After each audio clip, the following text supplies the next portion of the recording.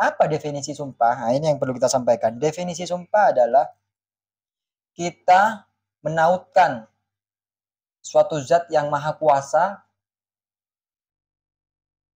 agar berkehendak sesukanya kepada kita kalau kita melanggar.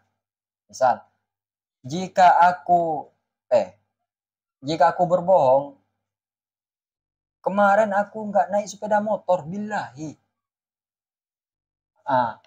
Aku nggak mencuri, billahi, demi Allah aku nggak mencuri.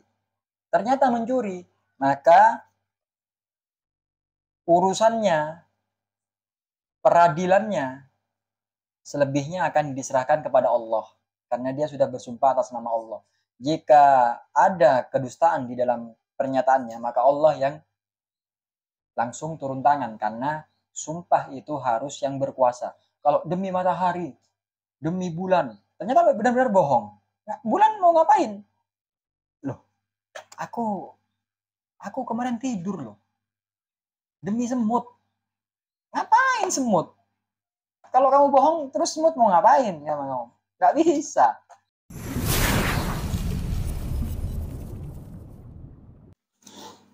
Assalamualaikum warahmatullahi wabarakatuh. Alhamdulillah wassalatu wassalamu ala Rasulillah la haula wala quwata illa billah ma ba'du. Lanjut lagi kita belajar. Sekarang haramnya bersumpah dengan selain Allah. Nah, ini juga termasuk syirik shaghir, kecil. Sesungguhnya Allah melarang kalian bersumpah dengan bapak-bapak kalian. Maka barang siapa yang bersumpah, hendaklah ia bersumpah dengan Allah atau hendaknya diam saja. Jadi nggak boleh bersumpah demi bapakku, demi ibuku, demi prestasiku, demi jabatanku, misalnya segala macam. Jika bersumpah, maka tidak boleh. Yang diperbolehkan adalah 3 lafadz huruf qasam, huruf sumpah. Wau, ba, ta, wallahi, tallahi, billahi. Nah, itu 3 huruf qasam yang menunjukkan lafadz sumpah. Wallahi, aku nggak nakal kemarin. Billahi, aku nggak bolos. Tallahi, yang lumrah yang kita dengar billahi. Billahi. Orang yang bersumpah dengan selain Allah bukan golongan Rasulullah SAW. Barang siapa yang bersumpah dengan amanah, maka bukan dari golongan kami. Jadi suatu ketika bahwa Ibnu Umar mendengar seseorang mengucapkan bersumpah demi Ka'bah. Maka Ibnu Umar mengingatkannya, janganlah kamu bersumpah dengan selain Allah. Sebab aku mendengar Rasulullah SAW bersabda, man halafa bi ghairillahi kafara'u asyrak. Barang siapa yang bersumpah dengan selain Allah, maka ia telah kafir atau musyrik. Nah, ini kan bahaya. Nah, namun menjadi menarik, banyak riwayat kita menyaksikan bahwa Abu Bakar bersumpah bi abi wa ummi. Nah, itu kan. Demi bapak dan ibuku ya Rasulullah. Aku akan begini demi bapak dan ibuku. Jadi seakan-akan Abu Bakar menggunakan lafadz ba-nya itu bi abi wa ummi, demi bapak dan ibuku. Nah, ini ada 2 pendapat. Satu pendapat mengatakan itu bukan sumpah. Bi abi wa ummi itu bukan sumpah, namun suatu penghormatan kepada yang disebut. Jadi setiap berbicara, aku kemarin ketiduran demi ibuku dan bapakku kalau aku bohong. Misal, ini suatu pendapat mengatakan lafadz demi ibuku dan bapakku ini bukan sumpah, namun sebagai suatu taruhan, sebagai suatu jaminan. Menjaminkan ibu bapakku kalau aku berbohong silakan diapain gitulah. Tapi ya ini pendapat yang pertama. Pendapat yang kedua melansir dari Buya Yahya bahwa bi abi wa ummi atau lafadz-lafadz sumpah lainnya yang ada riwayat dari Nabi, yang ada riwayatnya, ada hadisnya, maka itu diperbolehkan. Namun sebaiknya tetap menggunakan lafadz Allah, billahi, wallahi, tallahi. Bi abi wa ummi tetap diperbolehkan karena yaitu tadi ada riwayatnya. Ya, pendapat yang kedua itu bukan sumpah, hanya bentuk penghormatan. Namun riwayat yang paling masyhur, Nabi sering bersumpah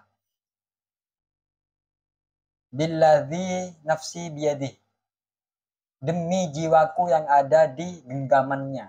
Nah, itu sering dijadikan sumpah oleh Nabi Muhammad SAW. Dan kita tidak apa-apa bersumpah seperti itu, karena memang itu pada hakikatnya kita bersumpah atas nama Allah yang berkuasa atas segala macam. Apa definisi sumpah? Nah, ini yang perlu kita sampaikan. Definisi sumpah adalah kita menautkan suatu zat yang maha kuasa agar berkehendak sesukanya kepada kita kalau kita melanggar. Misal, jika aku jika aku berbohong, kemarin aku nggak naik sepeda motor, billahi. Aku nggak mencuri, billahi, demi Allah aku nggak mencuri. Ternyata mencuri, maka urusannya, peradilannya, selebihnya akan diserahkan kepada Allah. Karena dia sudah bersumpah atas nama Allah.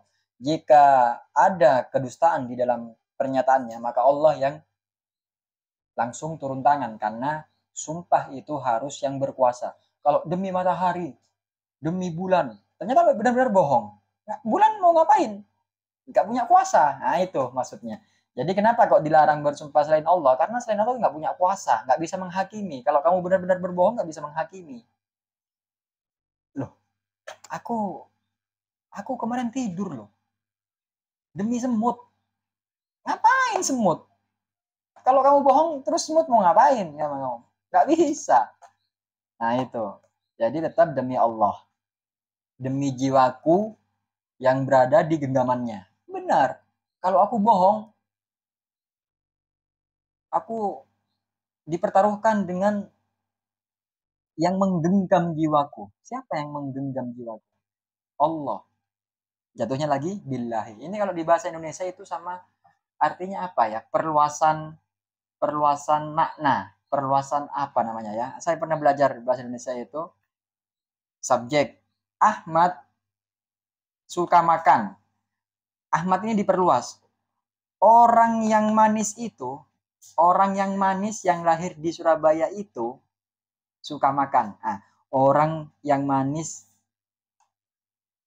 orang Sumeneb itu, nah ini penjabaran kata Ahmad. Sama seperti Allah. Allah dijabarkan adalah yang menggenggam jiwa-jiwa manusia.